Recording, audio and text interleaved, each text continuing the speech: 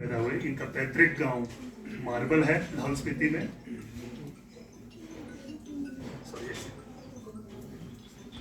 पहली कविता इनकी 2013 में प्रकाशित हुई थी। 2018 में कविता रिपोर्टाज यात्रा संस्मरणों की एक किताब निकली इनके अंग्रेजी में, एग्जिट वन नाम से। अंग्रेजी, हिंदी तथा अपनी मातृभाषा पठनी में भी ये कविताएं लिखते हैं। इनका जो एरिया ऑफ इंटरेस्ट है उत्तर आधुनिक साहित्य है और जादुई यथार्थवाद, post modern literature and magical realism.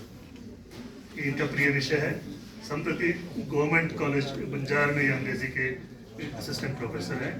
Orissa और नागालैंड के आदिवासियों के बीच में इन्होंने काम किया है तथा ये होलिस्टिक एजुकेशन के क्षेत्र में कुछ काम करना चाहते हैं। ये इनके पेशे ईशान।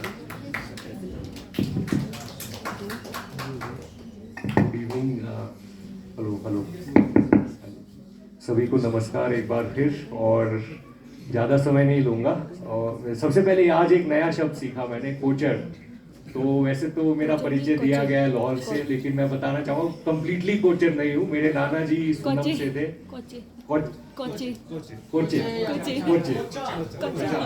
तो हाँ, पूरा ओके, तो पूरा कोचर नहीं हूँ। मेरे नाना जी सुनम से थे, लेकिन वो ऐसे किन्नौरी थे जिनके माता पिता पहले ही कुल्लू शिफ्ट हो गए थे और रायसन में ही बसे। तो नाना जी हमेशा आना चाहते थे किन्नौर, कभी हुआ नहीं। तो इसीलिए मेरे लिए बहुत ही सौभाग्य की बात है, आप DC ma'am, DC office, DPRO ma'am, आप लोगों ने इनवाइट किया और अजय सर की वजह से यहाँ हूँ, जो हिंदी साहित्य के एक तरह से गुरु है मेरे। इन्होंने ही मुझे प्रेरित किया हिंदी में लिखने के लिए। और तो ठीक है, अब क्योंकि समय का अभाव है, आई जस्ट स्टार्ट एक कविता अंग्रेजी में और फिर हिंदी में लिखूंगा।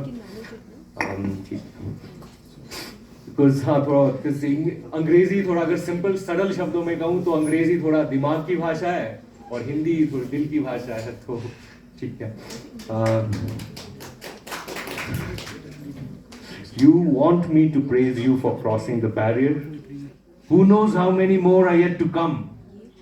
The rains are nice and soothing, but what of the apple blossoms? Would they survive? My children who frolic in the streams where ibex and leopards drink. You want to put them into boxes and make them wear neckties? You despair, chasing secrets and miracles, when all of existence around you is a miracle. And the one secret worth knowing slumbers within your own body. Even a little sparrow knows this, but would you listen? So that's the first one. और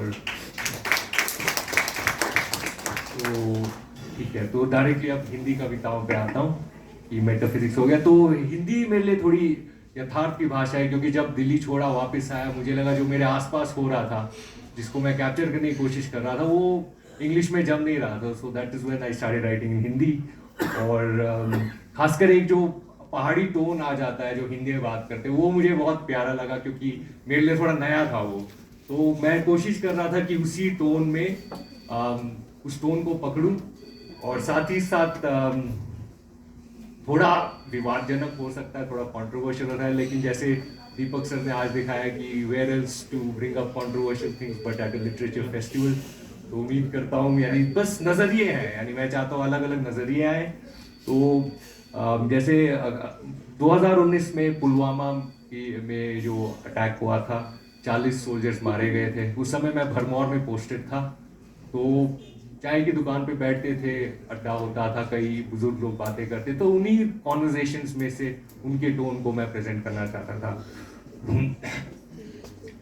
कल फिर 40 जवान मारे गए। मैं तो कहता हूँ एक ही बार में खत्म क्यों नहीं कर देते हम पाकिस्तान को? छोटा सा तो है, आधा भी नहीं होना मारे। छोड़ दो बर्नूल के सारे शहरों में, वो भी छोड़ सकते हैं। वो नहीं जी, मौका ही नहीं देना ना उनको, पहले ही छोड़ देने हमने 30-40 बम, बात ही खत्म जी एक की बारी में। ये सारे मुसलमान ही जैसे होते हैं, इन कश्मीरियों को भी चाहिए क्या? मिल तो गई आज़ादी 70-60 पहले। मैं तो बोलता हूँ जी खत्म करो इनको भी, गोली मारो जब भी पत्थर उठाएं। हमारे फौजी इंसान नहीं है। वो क्या बताना साहब, रामदू का लड़का आया था पिछले हफ्ते शहर से, एमए कर रहा है वहाँ। कहता कि ये कश्मीर पाकिस्तान के छापे नेहरू जिन्ना से चली पॉलिटिक्स है। कहता कि सब झूठ है, कि जैसे हमारे न्यूज़ वाले उनको गलत बताते हैं, वैसे ही उनके वाले हमें बुरा बनाते हैं। कहता कि असल बात तो कुछ और ही है, ऐदे बेवकूफ बन रहे सब। और तो और कहता कि ये कश्मीरी लौंडे भी अपनी जगह सही है, बोलता कि विरोध करना उनका हक है। आप ही बोलो साहब, क्या फायदा ऐसी पढ़ाई का? न्यूज वालों ने झूठ थोड़ी बोलना, असली विलन तो पाकिस्तान ही है कि नहीं?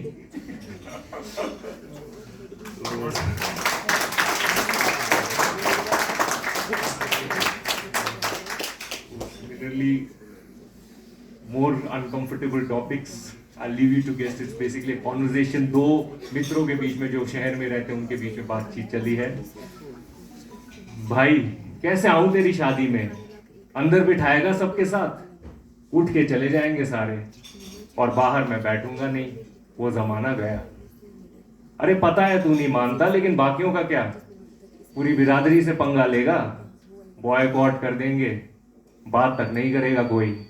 हम लोग तो यहाँ शहर में हैं, अंकल आंटी का क्या? मान जा, गांव अब भी वैसा ही है, क्यों फालतू का बवाल करना? कर ले शादी चुपचाप, वापस आके दे दियो यहाँ party. I think you could guess what the topic was. आखिरकार क्योंकि ट्राइबल लिटरेचर फेस्टिवल है और हम हिमाचल प्रदेश के ट्राइबल्स एक तरह से बहुत सुखी हैं, कोई भी ऐसा दिक्कत नहीं है। पहले हार्डशिप्स थी, अभी भी है कुछ, लेकिन ऑब्वियसली अब वो सब नहीं रहा है। लेकिन जैसे सर ने बताया, नॉर्थ ईस्ट इंडिया और खासकर उड़ीसा में मैंने बहुत समय गुजारा था, 1 साल गुजारा था और वहाँ पे ट्राइबल एरियाज में काम किया था। और यूनिवर्सिटी में भी कई मित्र थे, तो बातें चलती थी और तभी से फिर थोड़ा दिमाग खुलने लगा इन चीज़ों के बारे में। दूसरे जो मेन स्ट्रीम नज़रिए के अलावा लगा कि और भी तो पर्सपेक्टिव्स हैं। तो वैसे ही एक नागालैंड का मित्र था, मोस्टली उस कॉन्वर्जेशन से ये कविता निकली है। यार यहाँ यूनिवर्सिटी में बैठे सब्सिडाइज चाय समोसे पे देश अमन और सुरक्षा की बातें करना आसान है। बचपन में रोज मेरा बाप 3-4 पैंटे पहन के जाता था काम पे। क्यों? क्योंकि कभी भी डंडे पड़ सकते थे। पुलिस वालों को तो हम सब एक जैसे दिखते हैं, आम नागरिक हो या विद्रोही, क्या फर्क पड़ता है? आखिर खौफ का सवाल है। उधर से आए दिन खबर आती थी कि आर्मी वाले गांव से किसी को उठा ले गए या फिर विद्रोहियों ने किसी का घर जला दिया। अब भी ज्यादा कुछ नहीं बदला मेरे यहाँ। कई कबीले तो आज भी जंगलों में हैं, जैसे 50 साल पहले थे, बिल्कुल वैसे के वैसे। और अब तो सरकार उन्हें जंगलों में भी ना छोड़े, विकास जो करना है। आखिर फैक्ट्री, डैम और मायने ना हो तो ये शहर कैसे चलेंगे? दिल्ली के मॉल डिस्को में अंधेरा पड़ गया तो अनर्थ ना हो जाए? बता फिर, वापस जाकर क्यों ना उठाऊं बंदूक? और आखिर में I'll just leave you with some final words, especially for the young ones.